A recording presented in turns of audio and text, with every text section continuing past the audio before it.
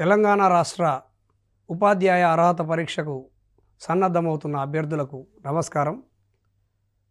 TET 1 Telugu సబ్జెక్టులో భాగంగా ఈరోజు మనం తెలుగు వాక్యం యొక్క విశేషాలను గురించి మనం మాట్లాడుకుందాం. తెలుగు వాక్యం, అసలు వాక్యం అంటే ఏమిటి, తెలుగు వాక్య నిర్మాణం ఎలా ఉంటుంది, తెలుగు వాక్యాల్లో రకాలేమిటి మొదలైన అంశాలను గురించి మనం ఈ క్లాసులో చర్చిద్దాం. వాక్యాలంటే రెండు పూర్తి విరామ చిహ్నాల మధ్య ఉండి పరిపూర్ణమైన భావాన్ని కలిగిన పదముల సముదాయాన్ని వాక్యం అనవచ్చు. అంటే ఒక ఫుల్ స్టాప్ నుంచి మరొక ఫుల్ స్టాప్ మధ్య ఉండి పూర్తి భావాన్ని కలిగి ఉండాలి. అంటే ఒక అసమాపకంగా ఉండకూడదు, పూర్తి భావాన్ని కలిగి ఉండాలి. అట్లా ఉన్నటువంటి పదాల సముదాయం, ఏదో 4 పదాలు వరుసగా రాసినంత మాత్రాన వాక్యం కాదు. ఆ పదాలన్నీ కలిపి ఒక సంపూర్ణమైనటువంటి భావాన్ని ఇవ్వాలి. అట్లా ఇచ్చినప్పుడే అది వాక్యం అనబడుతుంది. దీనికి మనకు లక్షణకారులు చెప్పినటువంటి నిర్వచనం ఏమిటి అంటే, యోగ్యత ఆకాంక్ష ఆసక్తి సహిత పద సముదాయం వాక్యం అనుకున్నాం. ఈ వాక్యంకు ప్రధానమైనటువంటి లక్షణాలు 3: యోగ్యత, ఆకాంక్ష, ఆసక్తి. యోగ్యత, ఆకాంక్ష, ఆసక్తి, ఈ 3 ఈ నిర్వచనం ప్రకారం ఉన్నాయి. అసలు యోగ్యత అంటే ఏమిటి, ఆకాంక్ష అంటే ఏమిటి, ఆసక్తి అంటే ఏమిటో మరొకసారి చూద్దాం.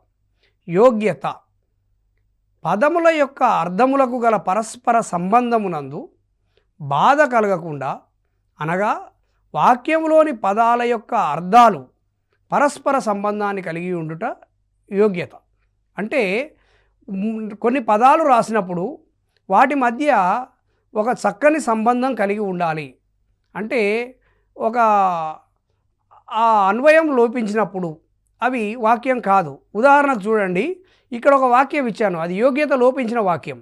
ఏమిటంటే అది నీళ్లు మండుతున్నాయి నిప్పులు చల్లండి అన్నాం.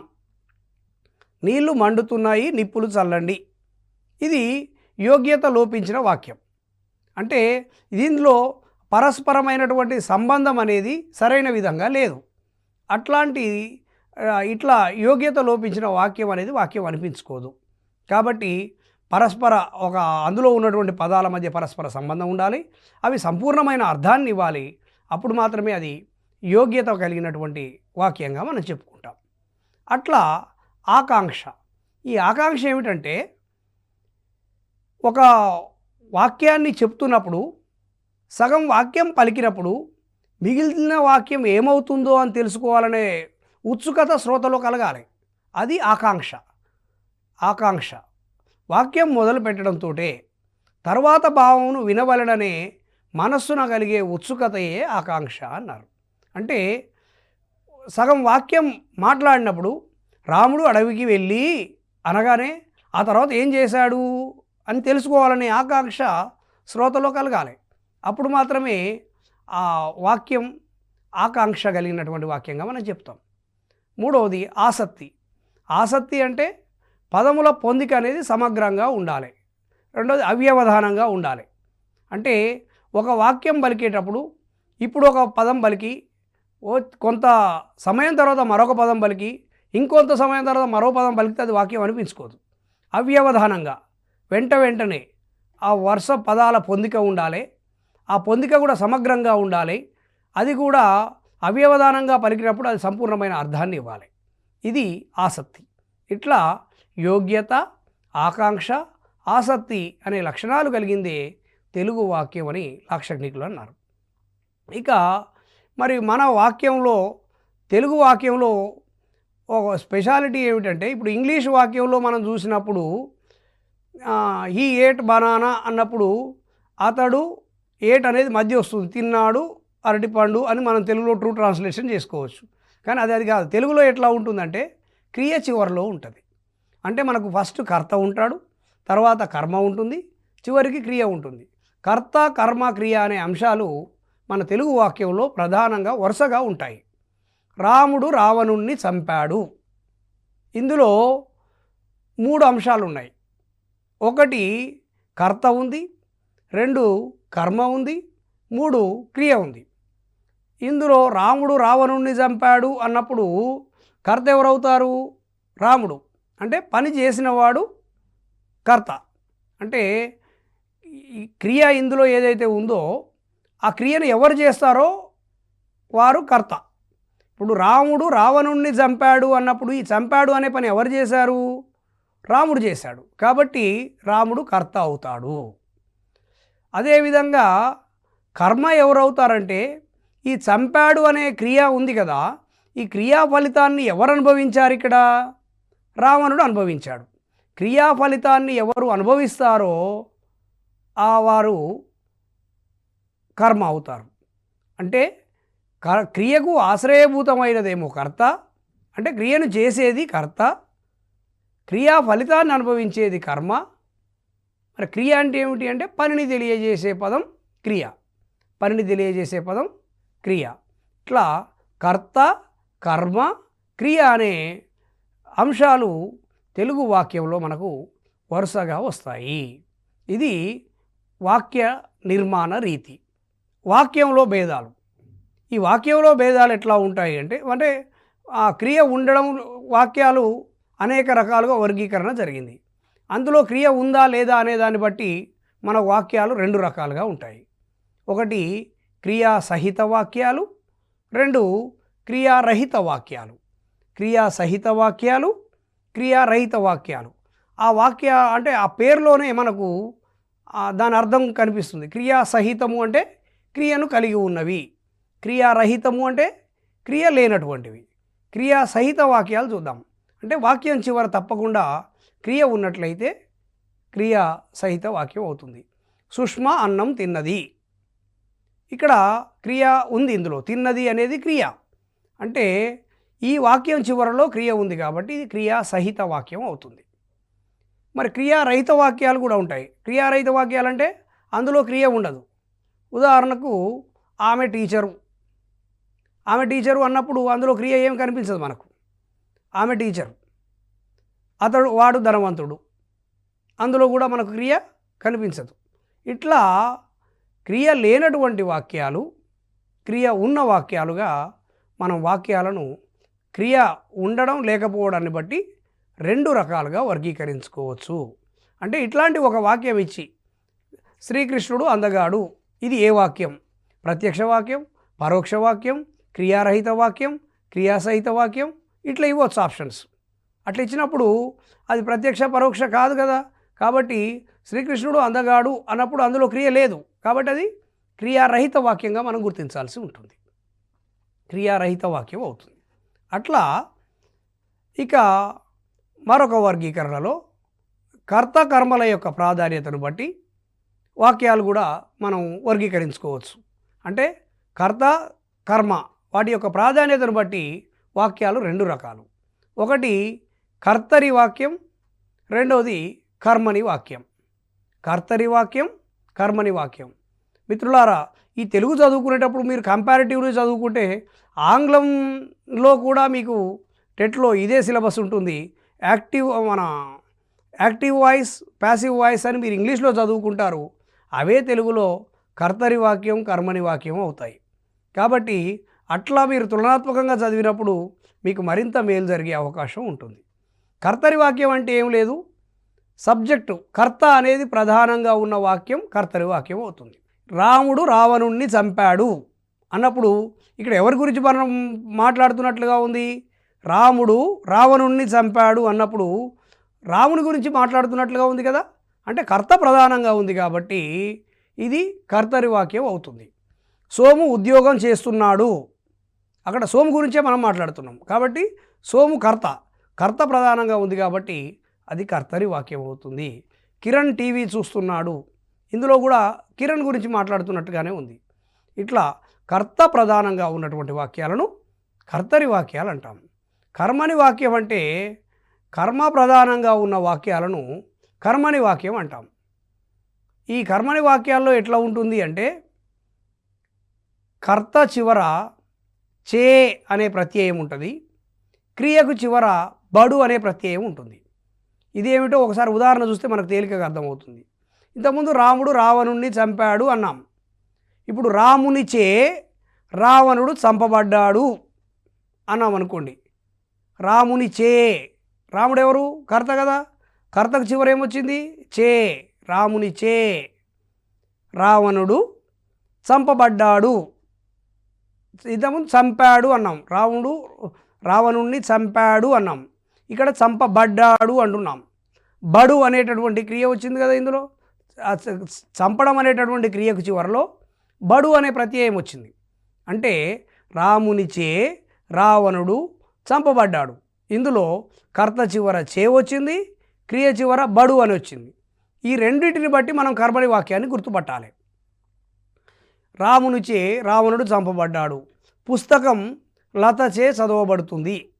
పుస్తకం లతచే, ఈ చే ఎవరు చదివింది? లత పుస్తకం చదివింది అనే బదులు పుస్తకం లతచే చదవబడింది. రాము అరటిపండు తిన్నాడు. రాముచే అరటిపండు తినబడింది. Rama eat banana, banana was eaten by, banana is eaten by Ramu అని అంటాం కదా. అంటే ఈ బై అనేది అయితే ఉందో అది చే అనే అర్థంలో మనం తెలుగులో అయితే చెప్పుకుంటాం. ఇట్లా లతచే పుస్తకం చదవబడుతుంది. చే అనేది కర్త చివర ఉంటుంది, చదవబడుతుందిలో బడు అనేది చదవడం అనే క్రియ చివరలో ఉంటుంది. ఇట్లా కిరణ్ చే ఉద్యోగం చేయబడింది. ఇట్లా చే అని వస్తే అది కర్మని వాక్యం అవుతుంది. కర్మని వాక్యాన్ని గుర్తుపట్టేది ఎట్లా అన్నప్పుడు మనకు ఒకటే గుర్తు ఏంది? క్రియ చివర బడు ఉంటుంది, కర్త చివర చే ఉంటుంది. అయితే కొన్నిసార్లు వాక్యాల్లో కర్త ఇవ్వకపోవచ్చు, అయినా కూడా అది కర్తరా కర్మనా గుర్తుపట్టగలగాలి. ఇప్పుడు అన్నం తినబడింది, అన్నం తినబడింది, ఇది ఏ వాక్యం? అంటే తినడం అనేటటువంటి క్రియ చివరిలో బడు ఉంది కదా, తినబడింది. ఈ బడు ఉంది కాబట్టి తప్పకుండా అది కర్మని వాక్యం. అంటే బై సమ్వన్, ఎవరో ఒకరి చేత తినబడింది, అది అక్కడ ఉండకపోవచ్చు కాక, కానీ అన్నం తినబడింది అన్నప్పుడు అది కర్మని వాక్యం. అన్నం తిన్నారు అన్నప్పుడు కర్తరి వాక్యం. కర్త కనిపించకపోవచ్చు, కానీ ఎవరో ఒకరు కర్త ఉంటారు కదా అన్నం తిన్నారు అన్నప్పుడు. అంటే క్రియ చివరలో బడు ఉన్నప్పుడు మాత్రం తప్పకుండా అది కర్మని వాక్యం అనేది మనం గుర్తుపెట్టుకోవాలి. ఇక సమాపక అసమాపక క్రియలను దృష్టిలో ఉంచుకొని వాక్యాలను మనం 3 రకాలుగా విభజించుకోవచ్చు. ఇవి చాలా ముఖ్యమైనటువంటివి. మనకు పాఠశాల స్థాయిలో ఎక్కువసార్లు కాన్సన్ట్రేట్ చేసి, అంటే పాఠ్యాంశాల చివరిలో ఎక్కువసార్లు వచ్చేటటువంటి వాక్యాలు ఇవి మనకు కనిపిస్తూ ఉంటాయి. సమాపక అసమాపక క్రియలను దృష్టిలో ఉంచుకొని వాక్యాలను మనం 3 రకాలుగా విభజించడం జరిగింది. ఇప్పుడు సమాపక క్రియ అంటే ఏంది, అసమాపక క్రియ అంటే ఏంటో మనకు తెలుసు, మనం గత క్లాసుల్లో చెప్పుకున్నాం. సమాపక క్రియ అంటే ఏ క్రియ చేత అయితే వాక్యం పూర్తి అవుతుందో అది సమాపక క్రియ. రాముడు అన్నం తిన్నాడు, తిన్నాడు అనే దాంతో ఆ వాక్యం పూర్తి అయింది, అది సమాపక క్రియ. ఏ క్రియ చేత అయితే వాక్యం పూర్తి కాదో అది అసమాపక క్రియ. రాముడు అన్నం తిని అన్నం అనుకోండి, అన్నం తిని అంటే అక్కడికి వాక్యం పూర్తి అవుతుందా? కాదు. అంటే తిని తర్వాత ఏదో ఇంకా ఉంది అని అర్థం. రాముడు అన్నం తిని అన్నప్పుడు దాని తర్వాత ఇంకొక వాక్యం ఇంకొంత భాగం ఉన్నట్టు లెక్క. కాబట్టి తిని, చేసి, చూసి, నవ్వి ఇట్లాంటివి వాక్యాలన్నీ ఏమిటంటే, ఇట్లాంటి క్రియలన్నీ అసమాపక క్రియలు అవుతాయి. తిన్నాడు, చేశాడు, చూశాడు, నవ్వాడు ఇవన్నీ సమాపక క్రియలు అవుతాయి. ఇట్లా సమాపక క్రియ, అసమాపక క్రియ, సమాపక అసమాపక క్రియలను దృష్టిలో ఉంచుకొని వాక్యాలను మనం 3 రకాలుగా విభజించుకోవడం జరిగింది. 1 సామాన్య వాక్యం, 2 సంశ్లిష్ట వాక్యం, ఇక్కడ అక్షర దోషం ఉంది గమనించాలి, సంశ్లిష్ట వాక్యం, 3 సంయుక్త వాక్యం. సామాన్య వాక్యం, సంశ్లిష్ట వాక్యం, సంయుక్త వాక్యం. ఉదాహరణకు సామాన్య వాక్యం చూద్దాం. ఒకే ఒక సమాపక క్రియ గల వాక్యాన్ని సామాన్య వాక్యం అని పేరు. అంటే సామాన్య వాక్యంలో ఏముండదు, ఒక కర్త, ఒక కర్మ, ఒక క్రియ ఉంటుంది. అంటే ఒక సమాపక క్రియ మాత్రమే ఉంటుంది. అట్లా ఉంటే అది సామాన్య వాక్యం. సోము ఉద్యోగం చేయుచున్నాడు, ఇందులో చేయుచున్నాడు అని ఒక సమాపక క్రియ మాత్రమే ఉన్నది. రమ బడికి వెళ్తున్నది, ఇక్కడ వెళ్తున్నది అనేది సమాపక క్రియ. ఇట్లా ఒక సమాపక క్రియ మాత్రమే ఉంటే అది సామాన్య వాక్యం. సంశ్లిష్ట వాక్యం అంటే ఏమిటంటే ఒక సమాపక క్రియ ఉంటుంది, ఒకటి కంటే ఎక్కువ అసమాపక క్రియలు ఉన్నట్లయితే అది సంశ్లిష్ట వాక్యం అవుతుంది. అంటే అసమాపక క్రియలు ఎన్నైనా ఉండొచ్చు, కానీ సమాపక క్రియ మాత్రం చివరిలో ఒకటే ఉంటుంది. సీత బజారుకు వెళ్ళి చీర కొని కూరగాయలు కొని ఇంటికి వచ్చింది అనుకుందాం. ఇడ బజారుకు వెళ్ళి అన్నకాడ ఒక అసమాపక క్రియ, చీర కొని అన్నకాడ ఒక అసమాపక క్రియ, కూరగాయలు కొని అన్న ఒక అసమాపక క్రియ, ఇంటికి వచ్చింది అన్నప్పుడు మాత్రం పూర్తి అయింది. ఈ వచ్చింది అనేది సమాపక క్రియ. ఇట్లా ఒక సమాపక క్రియ ఉండి అనేకమైన అసమాపక క్రియలు ఉంటే దాన్ని సంశ్లిష్ట వాక్యం అంటాం. ఇక్కడ కొన్ని ఉదాహరణలు ఉన్నాయి చూడండి. బాలుడు అన్నం తిని పుస్తకం చదువుతున్నాడు. ఇందులో తిని అనేది ఒక క్రియ, చదువుతున్నాడు అనేది ఒక క్రియ. ఇక్కడ బాలుడు అన్నం తిని అన్నప్పుడు బాలుడు అన్నం తిని అనేకాడికి వాక్యం పూర్తి కాలేదు, కాబట్టి ఇది అసమాపక క్రియ. పుస్తకం చదువుతున్నాడు, ఇక్కడ ఒక అసమాపక క్రియ ఉంది, ఒక సమాపక క్రియ ఉంది, కాబట్టి ఇది సంశ్లిష్ట వాక్యము. మీరు ఇంగ్లీష్లో simple sentence, complex sentence, compound sentence అని చదువుతారు కదా, అవే ఇవి. బాలుడు అన్నం తిని పుస్తకం చదువుతున్నాడు. రాముడు వారధిని నిర్మించి లంకలో ప్రవేశించి రావణుని సంహరించి సీతను చేపట్టి అయోధ్యకు వచ్చి పట్టాభిషిక్తుడయ్యాడు. ఒక సుదీర్ఘమైన వాక్యం ఇక్కడ ఉంది.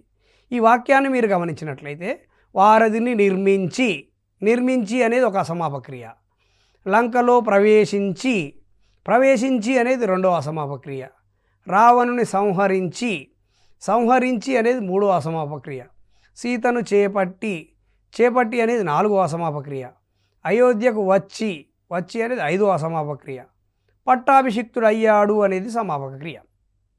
అంటే ఒక వాక్యంలో 5 అసమాపక క్రియలు, ఒక సమాపక క్రియతోటి ఈ వాక్యం ముగిసింది. ఇట్లా ఒక సమాపక క్రియ ఉండి ఒకటి కంటే ఎక్కువ అనేకం అసమాపక క్రియలు కలిగి ఉన్నట్లయితే దాన్ని సంశ్లిష్ట వాక్యం అంటాం. సంశ్లిష్ట వాక్యం అంటాం. 2 సామాన్య వాక్యాలు ఇచ్చినప్పుడు దాన్ని సంయుక్త వాక్యంగా ఎట్లా మార్చాలో ఒకసారి చూద్దాం మనం. వాస్తవంగా ఇక్కడ 2 వాక్యాలు ఉన్నాయి, గమనించండి. 2 సామాన్య వాక్యాలు ఉన్నాయి. బాలుడు అన్నం తినుచున్నాడు, బాలుడు టీవీ చూస్తున్నాడు. ఈ 2 సామాన్యమైన వాక్యాలు. ఇందులో 2 వాక్యాల్లో కూడా గమనించండి, కర్త ఒకరే. బాలుడు కర్త ఒకరే. క్రియలు 2 ఉన్నాయి, తినుచున్నాడు, చూస్తున్నాడు. కర్మ వేరువేరుగా ఉన్నాయి.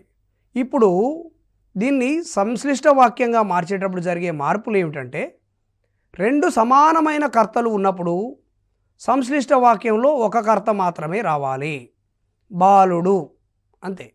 అన్నం తినుచున్న మొదటి అంటే 2 సమాపక క్రియలు ఉన్నాయి కదా, మొదటి వాక్యంలోని సమాపక క్రియను అసమాపక క్రియగా మార్చాలి. తినుచున్నాడు అనేది వర్తమాన సమాపక క్రియ, అంటే ఇప్పుడు జరుగుతూ ఉన్నట్లుగా ఉంది.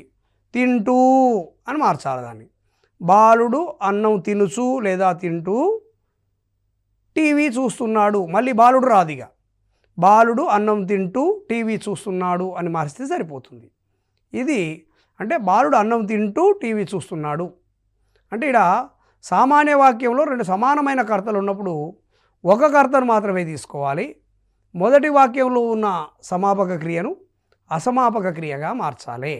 ఇది సంశ్లిష్ట వాక్యంలో జరిగే మార్పు.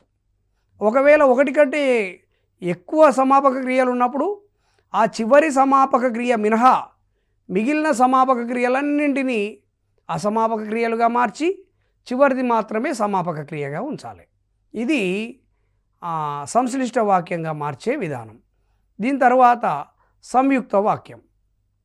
సంయుక్త వాక్యం అంటే ఏం లేదు, ఒకటి కంటే ఎక్కువ సమాపక క్రియలు కలిగిన వాక్యానికి సంయుక్త వాక్యం అని పేరు. సంశ్లిష్ట వాక్యంలోనేమో అనేక అసమాపక క్రియలు ఉంటాయి, చివరికి ఒక సమాపక క్రియ ఉంటుంది. సంయుక్త వాక్యంలో అనేకమైన సమాపక క్రియలు ఉండవచ్చు, కానీ అసమాపక క్రియలు ఉండవు. సంయుక్త వాక్యంలో అసమాపక క్రియలు ఉండవు. చూడండి, ఒక సమానమైన క్రియలు ఉన్నప్పుడు మాత్రమే సంయుక్త వాక్యంలో ఒక సమాపక క్రియ వస్తుంది. జనరల్గా ఒకటి కంటే ఎక్కువ సమాపక క్రియలు ఉంటాయి, కానీ మరి సమానమైనటువంటి క్రియలు ఉన్నప్పుడు ఒకే సమాపక క్రియ వస్తుంది. ఇది ఎట్లనో ఒకసారి ఉదాహరణ చూడండి. ఇక్కడ బాలుడు అన్నం తింటున్నాడు, బాలుడు పండ్లు తింటున్నాడు, బాలుడు అన్నం తింటున్నాడు, బాలుడు పండ్లు తింటున్నాడు అని రెండు సమానమైన సామాన్య వాక్యాలు. ఇందులో కర్త సేమ్ ఉంది, క్రియ కూడా సేమ్ ఉంది. తినేవాడు కర్త బాలుడు, చివరి చేసే పని క్రియ ఏమిటి? తినుచున్నాడు.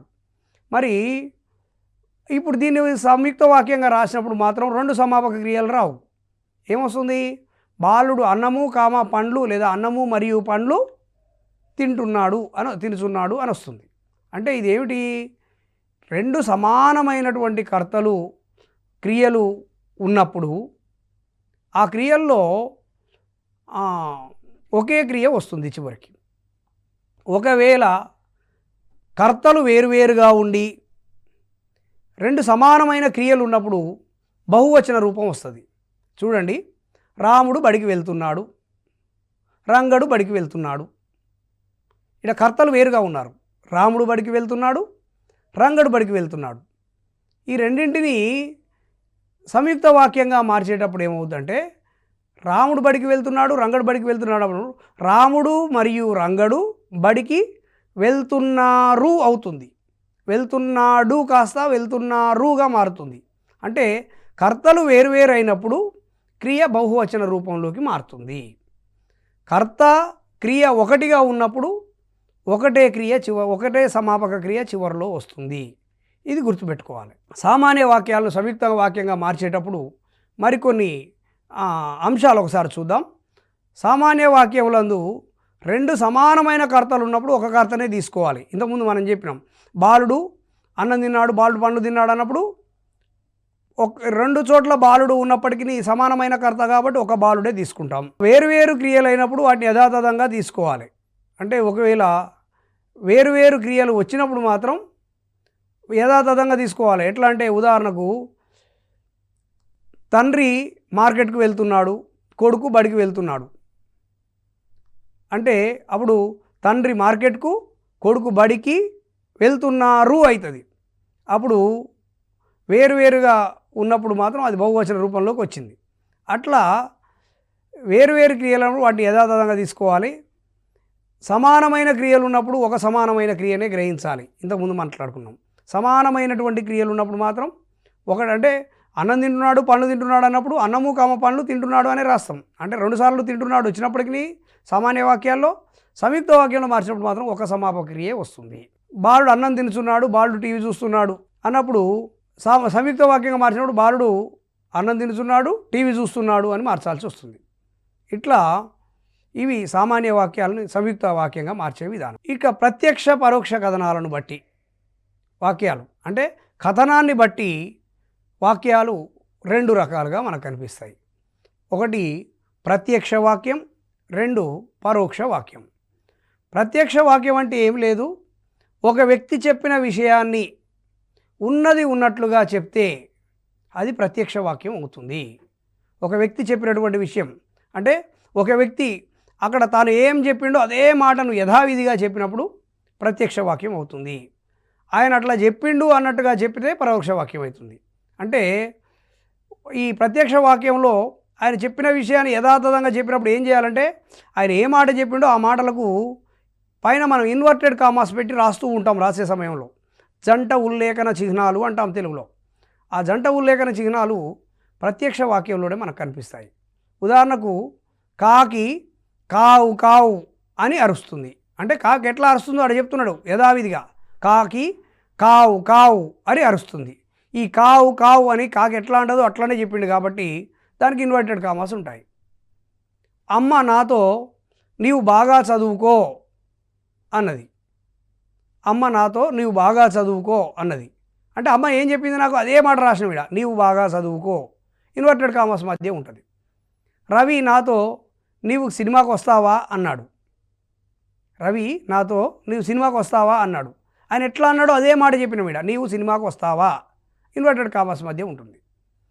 రాము కిరణ్ను నువ్వు చాలా మంచివాడివి అని అన్నాడు. ఇక్కడ కూడా వాడు ఏమన్నాడో అదే మాట ఇక్కడ నీవు చాలా మంచివాడివి అనే మాటను యథాతథంగా రాస్తాం. ఇట్లా రాస్తే అది ప్రత్యక్ష వాక్యం అవుతుంది. పరోక్ష వాక్యం మరి పరోక్ష వాక్యం అంటే ఏమిటంటే ఒకరన్న మాటల్ని యథాతథంగా కాకుండా, ఇంతకుముందు మనం ప్రత్యక్ష వాక్యంలోనూ యథాతథంగా చెప్పాలి. యథాతథంగా కాకుండా ఆయన అన్నట్లుగా చెప్తే అది పరోక్ష వాక్యం అవుతుంది. ఎట్లా అంటే రవి తాను హైదరాబాద్ వెళ్తానని అన్నాడు అంటే అది పరోక్ష వాక్యం అవుతుంది. రవి నేను హైదరాబాద్ వెళ్తాను అన్నాడు అని చెప్తే ప్రత్యక్ష వాక్యం అవుతుంది. అంటే రవి చెప్పింది చెప్పినట్టు చెప్తే ప్రత్యక్ష వాక్యం అవుతుంది. అట్లా కాకుండా తాను ఏమన్నాడో దాని సారాంశం వచ్చేటట్టుగా వాక్యం చెప్తే పరోక్ష వాక్యం అవుతుంది. ఇప్పుడు మీకు రేపు భవిష్యత్తులో అంటే రేపు ప్రశ్న అడిగే విధానంలో ఒక వాక్యం ఇచ్చి క్రింది వానిలో ప్రత్యక్ష వాక్యం ఏది, లేకపోతే కింది వానిలో పరోక్ష వాక్యం ఏది, ఇట్లాంటి ప్రశ్నలు కూడా అడిగే అవకాశం ఉంటుంది. కాబట్టి ఒకరు అన్నటువంటి మాటలను యథాతథంగా కాకుండా దాని భావం వచ్చేటట్టుగా మార్చి చెప్తే అది పరోక్ష వాక్యం అవుతుంది. ఈ వాక్యంలో జంట ఉల్లేఖన చిహ్నాలు ఉండవు. అంటే ఇక్కడ ఇన్వర్టెడ్ కామాస్ అనేవి పరోక్ష వాక్యంలో ఉండవు. మీకు ఇంగ్లీష్లో డైరెక్ట్ ఇండైరెక్ట్ స్పీచ్ ఏదైతే ఉందో అదే తెలుగులో ప్రత్యక్ష పరోక్ష వాక్యాలు అవుతాయి. క్రియ తర్వాత అని అనేది క్రియతో కలిసిపోతుంది. నేను హైదరాబాద్ వెళ్తాను అని రవి చెప్పాడు అని ఉంటుంది కదా, అది పరోక్ష వాక్యంలో రాసినప్పుడు ఏమైందంటే నేను హైదరాబాద్ వెళ్తాను అని అనేది కలిసిపోద్ది. క్రియతోటి అని కలిసిపోయి వెళ్తానని రవి చెప్పాడు అంటాం. ఇట్లా క్రియతో అని అనేది కలిసిపోతే అది పరోక్ష వాక్యం. క్రియ వరకు ఇన్వర్టెడ్ కామాస్ క్లోజ్ అయ్యి అని ప్రారంభమైతే అది ప్రత్యక్ష వాక్యం. ఇట్లా ప్రత్యక్ష వాక్యాలను పరోక్ష వాక్యాలను మనం ఐడెంటిఫై చేయగలగాలి. అట్లా ఉదాహరణకు కావు కావుమని, కాకి కావు కావుమని అరుస్తున్నది. కావు కావుమని అని అని అనేది ఇందులో కలిసిపోయింది చూడండి. రెండవది ఇందులో ఇన్వర్టెడ్ కామాసు లేవు. అమ్మ నన్ను బాగా చదువుకోమని అన్నది, బాగా చదువుకోమని అన్నది. ఈ చదువుకో అని అనేది కలిసిపోయింది. రవి నన్ను సినిమాకు వస్తావా అని అన్నాడు. ఇట్లా ప్రత్యక్ష వాక్యాన్ని పరోక్ష వాక్యాన్ని మనం గుర్తించగలగాలి. మరికొన్ని వాక్యాలను ఇట్లా మీరు అభ్యాసం చేసినప్పుడు అవి తేలికగా అర్థమవుతుంది. ఈ విధంగా వాక్యాల నుంచి గతంలో కూడా అనేక ప్రశ్నలు అడిగారు. తప్పకుండా ప్రత్యక్ష వాక్యాలు, పరోక్ష వాక్యాలు, కర్తరి కర్మని వాక్యాలు, సామాన్య సంశిష్ట సంయుక్త వాక్యాలు ముఖ్యంగా అధ్యయనం చేయాలి. పాఠ్యపుస్తకాల వెనకాల ఉన్నటువంటి ఈ అభ్యాసాలకు సంబంధించిన వ్యాకరణ అంశాలను పుస్తకాల వారీగా మీరు ఒకసారి అధ్యయనం చేయండి. దీన్ని తేలికగా చేయడానికి అవకాశం ఉంటుంది. మరొక అంశంతో మరో క్లాసులో కలుద్దాం. నమస్కారం.